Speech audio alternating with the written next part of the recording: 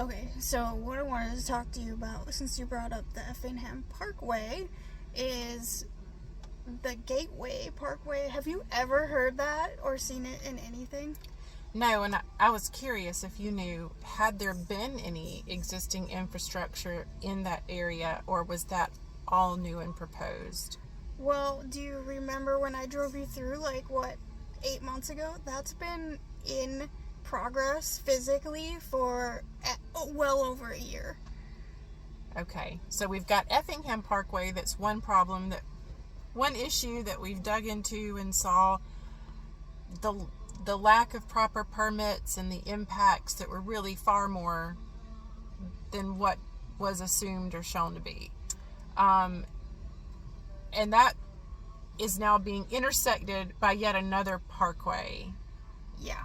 that is the same level of construction to serve the site that was a parkway to nowhere in the woods, but now it's going to run right through one of the nation's largest data centers. Conveniently, even though no one knew this was happening, Right. like, it kind of seems like this is just a piece that was all these little pieces that were put together for this data center that everyone knew was coming, but they just made all these smaller projects, which is known as illegal piecemealing.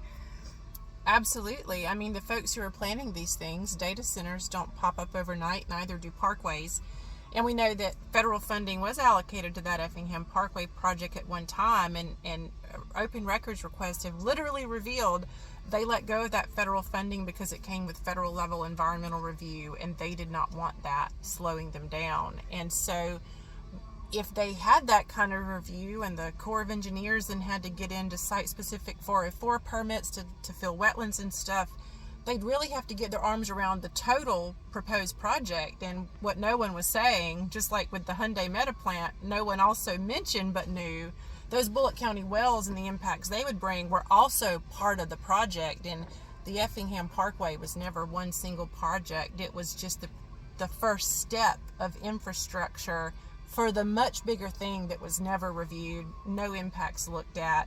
They filed the development of regional impact form the day after they announced it to the public. This is not planning in a thoughtful way to take care of the people.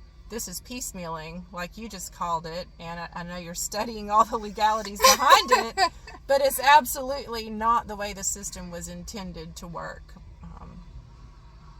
That's right. And there was even a direct quote in a local paper about how they gave up the federal funding because they didn't want to have to jump through hoops. So they already knew that what they were doing was wrong. And a lot of people don't know the history behind that area, but it goes through a large part that is called Coldbrook Swamp. And there's also a creek called Black Creek there. And that creek being blocked off by the parkway is what flooded out FCS horse stables. And those horses were getting emergency evacuated in the middle of the night when that parkway collapsed. And the people who owned that property lived, I don't know if they still do, but they were all living in a tack room on that facility, which is like one small room with their dogs because everything was ruined. Everything was destroyed.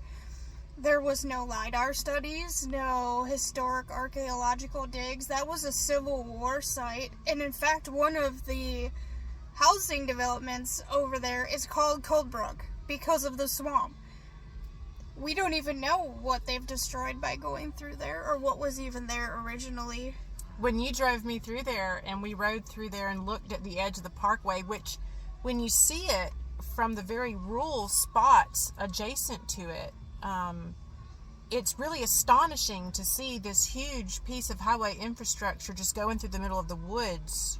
For what? I mean, we know what for what now, but that is absolutely the area. I remember my daddy telling me about Civil War history. He was a history buff, loved war and military history, and I remember him telling me these things. These are things that people who grew up in this community around here know to be history, and for us to not have studies, to not look at where or flagging cultural resources that would be eligible for the National Register of Historic Places, or, protecting those areas. There was not even an attempt to do that. There was no process engaged that would allow for that protection to happen, it was never a consideration. No. Not that we can find. We haven't found any evidence of that.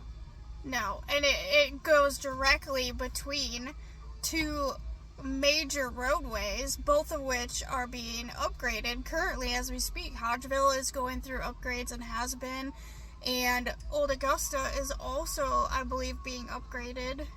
And if not, it's already a major highway going through there. So you have two major roadways, that one of which is being expanded, and this road in the middle that literally is a small piece of road going to nowhere. There had to be a plan for this road.